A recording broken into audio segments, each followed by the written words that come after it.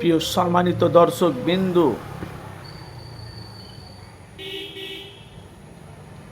বাংলার মানুষ সবাই বলে আমাদের পশ্চিম বাংলা ভারতবর্ষ দেশ স্বাধীন হয়েছে, ভালো। কিন্তু দেশ স্বাধীনটা কোথায় হচ্ছে? আমরা স্বাধীন আছি? দুঃখ লাগে। একটার পর একটা মেয়ে ছেলে ধর্ষণ হচ্ছে, তাদেরকে রেপ করছে, তাদেরকে মেরে ফেলছে, এখনও অবধি তারা আইনত তারা বিচার পায় না। প্রথমত আনিস খান হত্যা হলো, বিচার পায়নি। তারপরে আইএসএফের কয়েকটা, তৃণমূলের কয়েকজনা হত্যা হয়েছে, সেগুলোও বিচার পায়নি। প্লাস তোমার মালদা জেলাতে একটা মেয়ে আনিসানা না কি ওনার নাম, মেয়েটার নাম, উনি হয়েছে, ওনারও একটা 7 বছরের মেয়েকে 4 জনা ধর্ষণ করেছে, সেটাও বিচার হয়নি।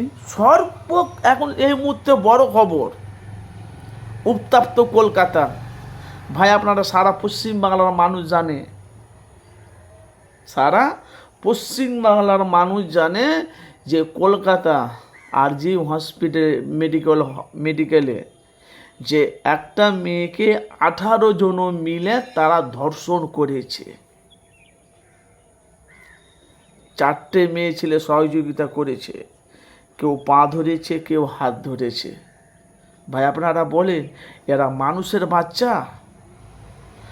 হ্যাঁ, এরা মানুষের বাচ্চা না? এদের জন্ম ঠিক নেই না, এদের বাপ মার শিক্ষা নেই। একটা মেয়ে ছেলে হয়ে আর একটা মেয়ে ছেলেকে ধর্ষণ করেছে তার বন্ধুদেরকে দিয়ে। ভাই এগুলো মানুষের কাজ নয়। এরা হলো সোরের জন্মা, এরা হলো কুত্তার জন্মা। এই বাংলার মানুষ মুখ খুলছে না কেন সব জায়গায়? আজ ওদের হয়েছে তোমরা চুপ করে, আজ ওদের হয়েছে তোমরা চুপ করে আছো, কাল তোমার ঘরে হবে না, এর কোনো মানে নেই। তোমার মেয়েরা, তোমার বোনেরা রাস্তাতে হেঁটে হেঁটে চলে যাবে, তোমাকে উঠিলে চলে যাবে, তোমার বোন তোমার মায়েদেরকে ধর্ষণ করবে, কেউ কিছু বলবে না।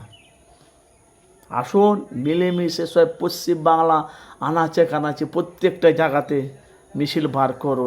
এত বড় কাণ্ড, এত বড় তাণ্ডব যে বাংলাতে যে এখন চলছে, ভাই প্রত্যেকটা ভাইদেরকে বলছি কিছু মনে করবেন না। আমরা যদি অ্যাকশন যদি আমরা না নিই, জনগণ যদি এক জায়গায় যদি না হয়, আবার আমার ঘরে মা বোনেরা হবে না, এর কোনো মানে নেই, সন্দেহ নেই। কিন্তু রাস্তাতে মা বোনেরা এখন নিরাপত্তা নেই।